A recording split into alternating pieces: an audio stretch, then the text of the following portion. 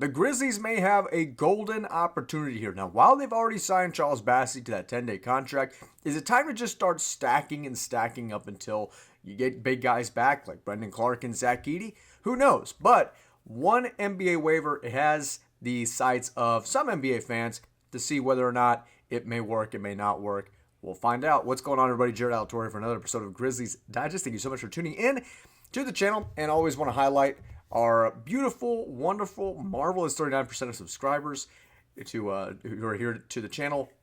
And most of those are Grizzlies fans, but we have opponents, fans of the opposition of any team in the comment section and engaging and all that good stuff. But yeah, it's for every NBA fan, or if you just want to, because I don't just talk about, obviously 95% of the content is about Grizzlies, but sometimes I may stumble on to another team or another player or a trade or signing or so on and so forth and what have you. But 62% of you, that's why you need to subscribe to the channel, because you never know when I'm going to talk about your team. So getting into the content now, and that's because Mac McClung finally has a full deal in the league. Now, why are we leading with Mac McClung? The video is not exactly about Mac McClung, but it has to do with the fact that the Pacers waived James Wiseman in order to make room for Mac McClung on the roster. So, hey, the three-peat, one of the greatest dunkers in history, is going to basically replace James Wiseman to make room on the Indiana Pacers roster. Wiseman, the number 2 overall pick in the 2020 draft out of Memphis, has played in just 2 games over the past 2 seasons and has struggled to stay healthy. He missed nearly all of last season after tearing his Achilles in their season opener, and has played in more than 50 games in a season just once. But in total, Wiseman has averaged 9.1 points, 5.6 rebounds, and nearly 19 minutes per contest over his career. Now, James Wiseman, now he was a guy back around 6 years ago where they're like, you know what? He doesn't even have to play in 5 games. He doesn't have to play in 3 games in this season at Memphis. But injuries have just been a part of his game for a long time. And I think it's desperate enough that maybe the Grizzlies could go after him. I don't know, because they signed Charles Bassey, to a 10-day contract. So you either have to extend that or give it up after 10 days and then sign someone else. And I think it's really just for the time that is not going to overlap between Bassey's 10-day and Edey coming back. So you either give a Bassey up, you want to get Wiseman, because he's a guy that's out there. So and then you have the Memphis connection as well. But obviously he's not supposed to be a long-term thing by any means, not just for Memphis, but for pretty much any team. But James Wiseman, he's really only had a few seasons to where he actually looks like a long-term threat, but I just don't see it that way. Back in the 2020-2021 season for Golden State, which was a bad, no. The 1920 season was the year Golden State had everybody injured. But the year after that was actually when they made the play-in tournament, and I believe they had lost to Memphis. I believe it was that season in the 2021. Please fact check me on that if I'm mistaken in the comment section, but I don't think I am. 27 games started out of 39 games played, 11.5 points a game in 2021. And then his best stint was 22 games started, 24 games played with Detroit in the 22-23 season, averaging 12.7 points a game, 8.1 rebounds a game.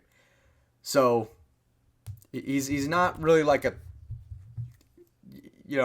if take the minimum amount of games that he's playing in those, and it just seems like the numbers, they look good, but he only requires a minimum of 20 to 27 games to look like that. But this is what it looks like for James Wiseman, the 7-foot man, 24 years old. So far this season, obviously a very small breakdown because of only 4 or 5 games played. But 20 minutes a game, 4 points a game, 4 rebounds a game, a block per game, 3 turnovers per game, so that's fun.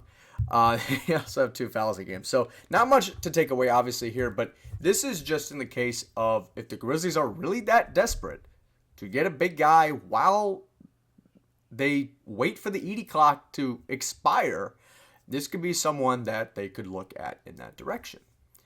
But, it's take your pick.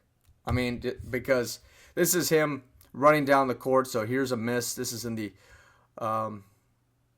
OKC game. You see him running down the floor, getting rewarded for running down the floor, jamming it down.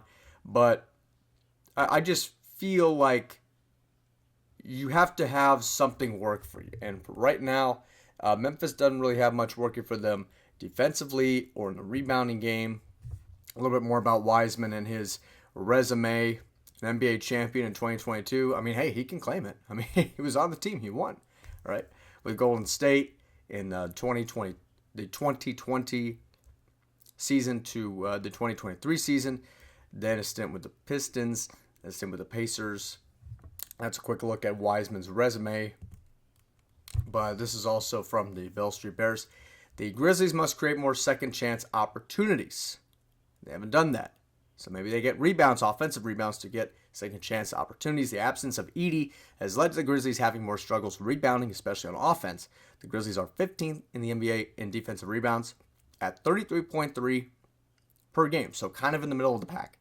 But they are currently tied for last with the Cleveland Cavaliers and offensive rebounds at 8.8 per game. So you can depend on someone like Wiseman to be that dirty guy to get second chance points or second chance opportunities, you could say. Kick back out to Morant or KCP or whoever's out there. But I think that the Grizzlies have reached a point to where they just need depth at the position. And for Jock Landale, I think he provides some good minutes and does some things that won't show up on the stat sheet. I think he can knock down outside shots from time to time. And I do think that he's a better investment than Jay Huff. I said that about maybe 3 weeks ago in one of the videos, saying he is a better investment than Jay Huff because of what because I think he can do more respectively than Jay Huff did with Memphis. I think it's just a better fit.